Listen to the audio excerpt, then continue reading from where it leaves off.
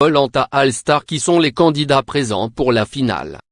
Cette édition de Koh-Lanta, le retour des héros a été mouvementé et a donné des sueurs froides à la production de l'émission.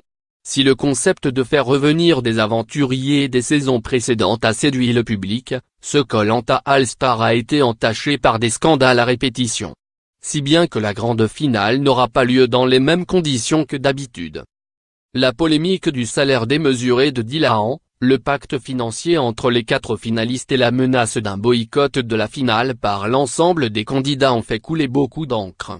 Ces derniers jours, l'organisation de la finale de Koh-Lanta a été très floue et très commentée. C'est officiel, pour la première fois depuis 2002, l'animateur dépouillera seul l'urne scellée. C'est inédit. Les candidats de la saison ne seront pas réunis autour de Denis Brognard afin de découvrir le vainqueur. En effet, cette année c'est au Grand Rex que les aventuriers, en compagnon de leur famille, assisteront à la diffusion de la finale préenregistrée. Selon la production, ce choix a été fait pour la simple et bonne raison que l'animateur n'aurait pas pu être en France pour la finale puisque ce dernier aurait dû être sur le tournage de la prochaine saison.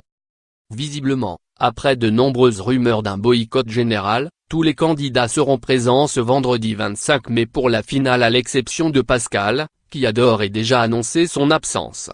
Si le finaliste n'a pas souhaité se déplacer sur Paris, c'est à cause de la mauvaise ambiance entre les candidats. Tous les autres aventuriers devraient être présents, Alban, Cassandre, Tiffany, Clémence ou encore Jérémy ont confirmé leur présence. La finale de ce Koh-Lanta copainpic.twitter.com/octroi-20z.